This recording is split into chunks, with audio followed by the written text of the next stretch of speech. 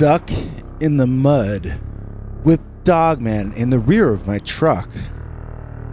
Dear Scary Stories NYC. I was feeling pretty panicked when I managed to get our six-wheel all-terrain Canadian Bombardier truck stuck in the mud up in Alaska. I was off-road and I didn't know if anyone would ever find me. But my stress level got turned up to max when my predicament was noticed by a lean, mean, and hungry member of the species of large wolves they have up in Alaska, which are known to walk upright. What's that, you say? There are no species of wolves known to live in Alaska that can walk on their hind legs? Well, then I must have seen one of those Dogman creatures that don't officially exist. A mythological creature, an archetype, a tulpa, or maybe a hallucination or figment of my imagination. A cousin of mine actually told me that I only thought I saw the Dogman because I was so stressed out about being stuck in the mud with no living soul inside of miles and a big bad storm raging outside. That would be enough stress to have me seeing Bigfoot, she said half-jokingly. But she's never been to Alaska, and she doesn't know what it's like there. Vast open spaces and a sense of the ancient and the eternal. They have a lot of sightings of Bigfoot up there, and they have a ton of creepy-ass UFO stories, too. So many people go missing in Alaska that there are, of course, rumors that they were taken by the so-called aliens. Others think that Bigfoot are responsible for the many disappearances, and still others think that Bigfoot are the aliens who are responsible for the Alaskan disappearances. I've never seen a Bigfoot, but I've seen strange lights in the night sky, and I've been messed with by the Dogman. The only reason I survived the Dogman incident was pure chance, an act of God or fate or sheer luck. I'm not good at telling stories. I tend to jump around a lot to fill in details that I forgot to mention earlier. Please feel free to edit this as much as you would like. You know, all this happened because I was hauling a load of supplies from Fairbanks, Alaska, all the way up north to Evansville, which is where I was living with my wife. We needed supplies before the bad weather came, but the bad weather came early. There was rain and snow coming down harder and harder on my way back home. I was making my way up North Slope Hall Road, which is a little two-lane highway. I needed to watch for my left turn that would take me the rest of the way home to Evansville, but it was getting harder and harder to see. I was getting frightened, as the decreasing visibility brought on the possibility that I could get lost. Maybe my turnoff was already covered over in snow. Maybe I had already passed it. If this all happened today, I would just check my GPS. I would call somebody on my cell phone to get some help.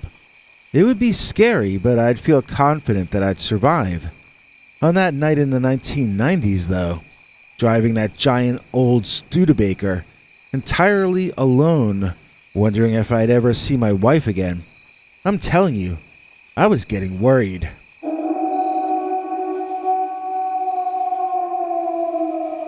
And then I heard the sound of that wolf, and it sent chills through me so badly that I thought I was going to get frostbite.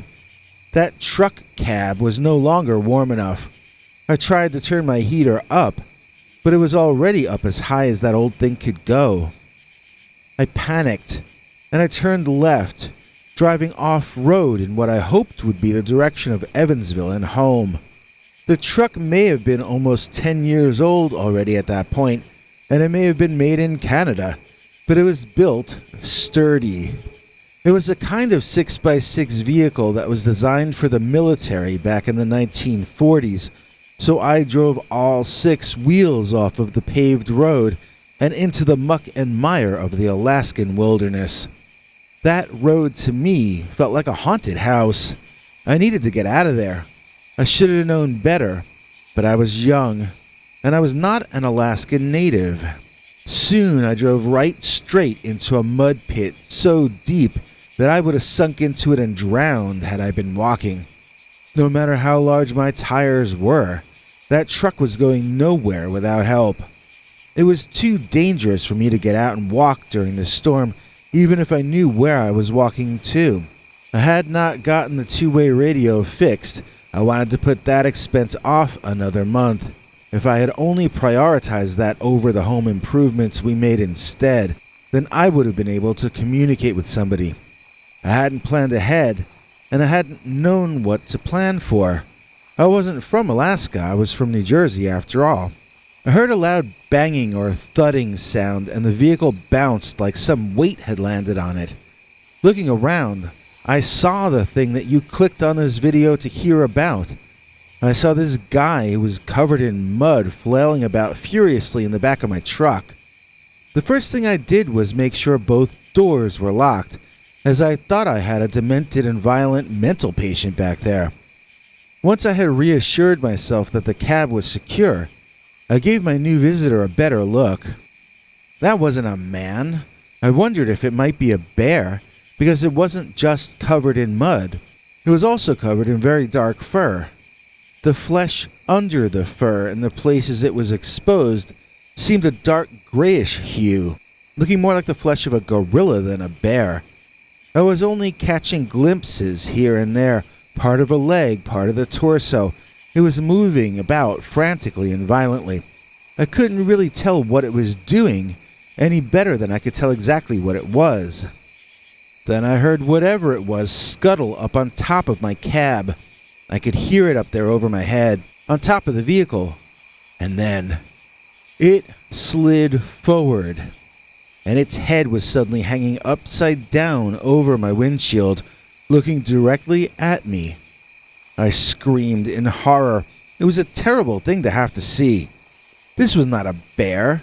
This was something more like a wolf, but it was not in good shape. It appeared to be a bit under the weather, probably due to the storm. It had an overproduction of mucus and saliva. I watched them drip up his face as it hung upside down, and my gag reflex was activated. I tried to look anywhere except at this hideous dog-like creature's mess of a head that filled my entire field of vision. I wanted to run. If I was panicked before, then some new term needed to be coined to describe what I felt in that moment. This was true horror, to be trapped staring at the ugliest man-eating predator imaginable, but to have no means or hope of escape.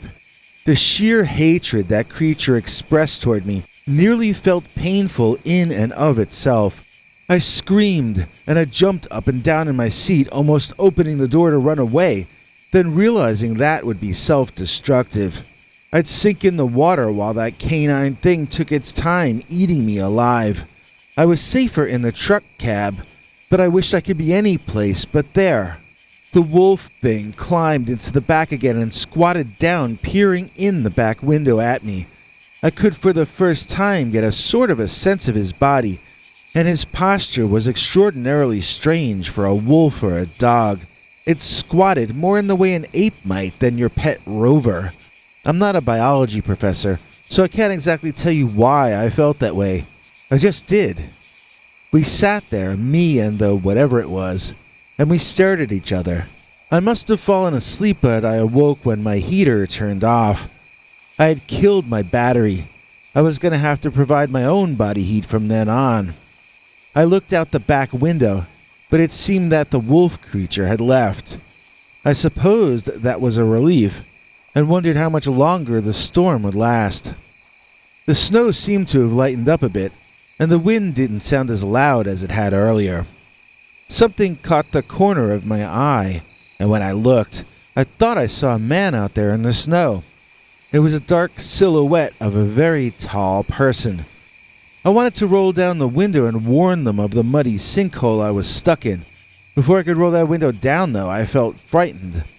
That man was awful tall. He might be dangerous. What kind of a man walks alone through the Alaskan wilderness in a storm?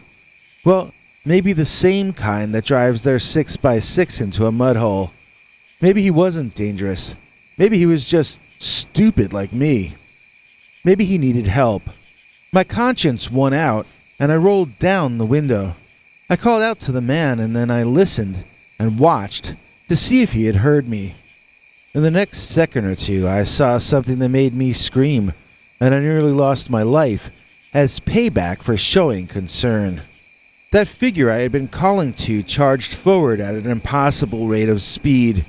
He went from trudging through the snow to nearly flying directly at my cab window. It was unnaturally fast. It was quicker than any creature should have been able to travel. It was very nearly supernatural and paranormal. I began rolling the window up as I screamed. My eyes witnessed something that twisted my brain up like my wife's braids. That man running at me. He had the same sickening, horrible, snotty face that the wild wolf had when it hung upside down over my windshield. How could that dog head be on that tall man, I wondered. It was a complete mental disconnect. Then, it all fell into place. This was why it had posture more like an ape than a dog when it squatted in the rear of my truck. It was some kind of upright walking canine. It was something more akin to a werewolf than a normal wolf, and it was racing toward my face with blistering speed. I got the window mostly rolled up when the creature reached the edge of the mud hole I was stuck in, and it leaped. I watched as it flew through the snowy air, arcing toward my window, and I wondered if that dogman would smash right through the glass when he landed. The abject fear of that scenario gave me the adrenaline I needed to roll the window up, so instead of having my face bitten off by what I am now officially going to call a monster, I was only forced to stare through the glass at that thing once again. It wasn't really any less disgusting looking when it was right side up, believe me, and it was so frantically trying to find a way into the cab that I began to feel certain that it would succeed. I wished I could see my wife one more time. Of course, she was the only reason I was in that predicament in the first place. If it hadn't been for her, I'd still have been living in Lodi, New Jersey, working at the ShopRite. This all started because we went into the city one night to meet a friend, and they took us to see this band that was named after the horror movie actress Karen Black. There was one song they sang that clicked with us, about going to Alaska. We kept joking about it, repeating parts of the song for days. Hey, where you going? Well, I'm going to Alaska. Alaska? Well, what are you going there for? Yeah, well, I saw a picture of it once, and Alaska looked all white and snowy. Then one night we were watching this show from back then called Northern Exposure, which was set in a fictional version of Alaska. The characters were pursuing shamanic knowledge and magical things would happen to them. My wife told me we needed more magic in our lives. She told me we needed to go live someplace like Alaska. I humored her and agreed with her. She had an office job and I worked in a supermarket, so I didn't think anything would come of it. Then came the night when she presented to me a plan where we could use her savings and a loan from her cousin Sylvia, and we could buy a house in a place called Evansville, Alaska. It seemed as rural as the town in Northern Exposure, and so my wife had cleared a path for us to actually move there. Of course, I was horrified and flabbergasted, but I had to go with her. I was kind of a screw-up. All I cared about was video games and my wife. If she said we were moving to the planet Phobos, I would just go pack my bags. I was not really much of anything without her in those days. I hadn't grown up yet. And so I found myself telling my family and my very few friends, I'm going to Alaska. And because of all that, I was freezing my toes off in a cab on an old military-style truck in a giant mud pit while a real living werewolf tried to break in and tear me to shreds. It's like the butterfly effect. I married my wife, and so the dogman was going to eat me alive. Not what I would have predicted when I took those vows. A lot of the time I was trapped in the mud melds together in my mind. At one point, I remember waking up with a shock at a loud banging sound. It was the dogman or werewolf or whatever you want to call the monstrous thing, and it was slamming its head into my driver's side door window. From the sounds of it, and from the insane look on the face of the Dogman, that window would eventually crack open, and then I would have no defense left against the creature or the elements. Gathering my senses, I noted that the sun was coming up and that the snow had ceased. The Dogman must have failed to catch anything to eat the night before, considering it was so desperately trying to get in at me, especially as the sun was coming up, when this had appeared to me to be a nocturnal animal. I needed to get him to stop banging his head against the window. I turned the key in the ignition, hoping that spinning my wheels in the mud would force the Dogman to back away from the vehicle. I had forgotten that my battery was dead though, and when I gave up, that Dogman slammed his cranium wham one more time into my window. It wasn't going to take too many more of those, so I beeped the truck's horn, which was pretty loud.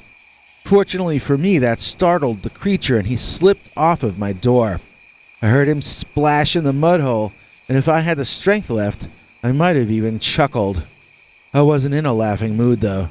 Even if I managed to stave off the attacks by the Dogman, I still had no idea how I was going to extricate myself from this situation.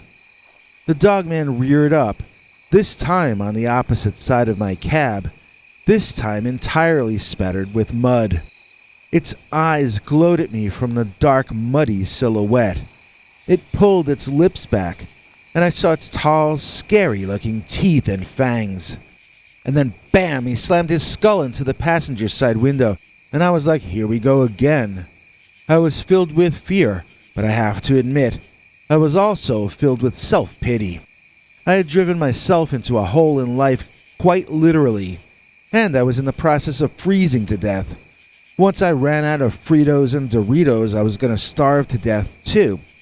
Then, in the midst of all my self-created misery, appeared the Dogman, who was going to make sure I stayed frightened and stressed out for the entire remainder of my life on this planet. I would like to say I was furious at the creature, but I wasn't man enough to be angry at him. I was a half-sleeping adult child, so I was annoyed that he had interrupted my pity party. This all came to me like an epiphany, this realization about myself. I suddenly found myself more disgusted with my own childish attitudes and selfish behaviors than I was at the monster trying to break into my vehicle. Something altered or twisted inside me in that instant, and I started looking around for something I could use as a weapon once that creature got on the inside. Or maybe I could do something proactive. Maybe I could find a way to take it down through cleverness. I remembered Captain Kirk defeating the Lizard Man in that episode using human ingenuity, but sadly, I possessed very little of that, especially in those days. The spirit was willing, but my brain was weak. I took out my key ring, putting one key between each finger of my fist. At least then, if I had to go down in a fight, I might score a good blow or two for our side. I was really pumped up. I was shaking all over with terror, but I had a plan, and I had that plan to focus on. It was harder and harder to see out the window as the disgusting hellhound out there had his grossy, milky saliva all over the glass. That was all right. I didn't need to see out there to know what the Dogman was doing. Suddenly, the creature ran in front of the truck, staring up into the sky to my left. His head tilted back as though he were watching something in the air, flying closer. Turning and bolting away on all fours, I realized that the Dogman was no longer an immediate issue in my life. Curious as to what had frightened it away, I rolled down my window and was immediately met with the sound of a helicopter chopping the sky above me. I waved my arms but did not see if they reacted or not. I heard the chopper flying away, and I convinced myself that they were going for help. They were going to get me rescued. I had to believe that. And I had to believe that it was going to happen before the Dogman returned. My mood was somewhat improved as noon came and passed, then 1 and 2 in the afternoon. If someone didn't come get me soon, that would mean night would return.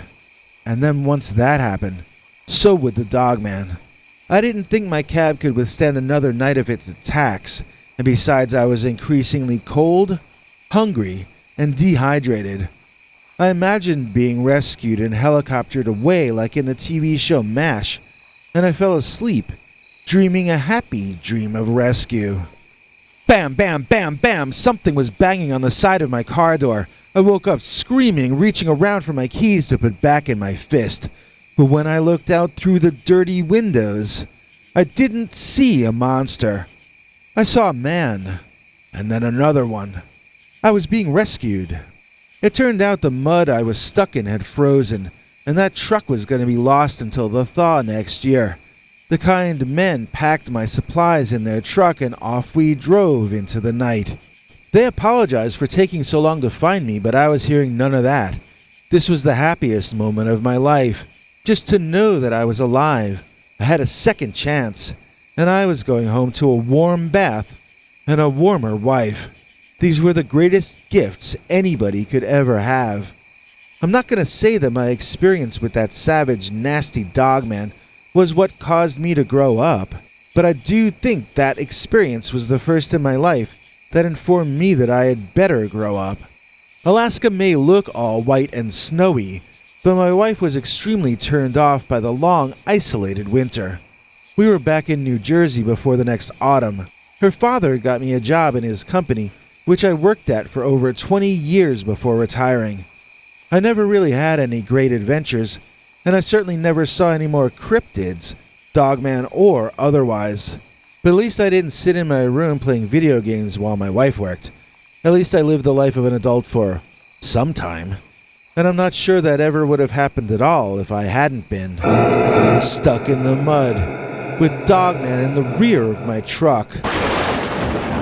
Our executive producer is Stel Cordova. Got more flash than a supernova. Bosser than boss, she's sweller than swell. Our executive producer by the name of Stel. Please join us in thanking today's executive producer, Stel Cordova, for making this episode possible. Stel gets to see our secret uncensored Sunday episodes, as well as our 21 hours of archived Secret Sunday stories. And you can too. Just click the join button under this or any of our videos to become a channel member, or you can do what Stel Cordova did and join our PayPal subscribers club at peterbernard.com. Here's our spokesdog Henry Lee Dogman to fill in the rest of the deets. Hank? Thanks for watching till the end.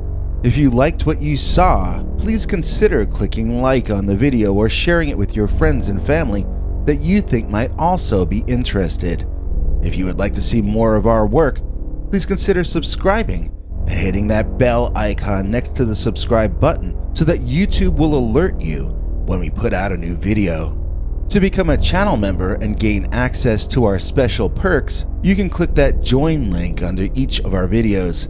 Another option is to join our PayPal subscribers club at peterbernard.com. You can join for as little as 99 cents on YouTube or $1.50 at peterbernard.com, and that gains you access to our weekly secret uncensored episodes.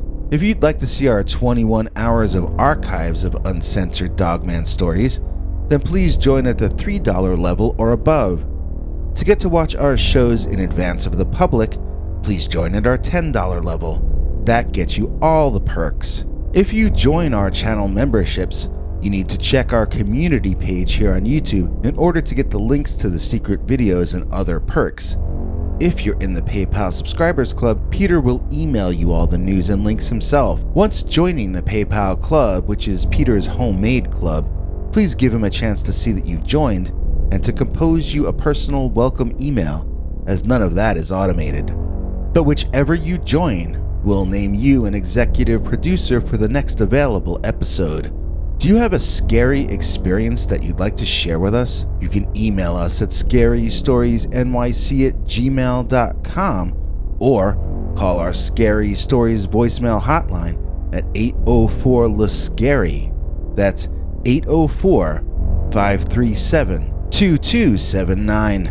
It's a Google voicemail box, so that means it keeps cutting off after every 3 minutes. If your story is longer than that, please keep calling back and we can piece it together on our end. Good night and have a scary tomorrow.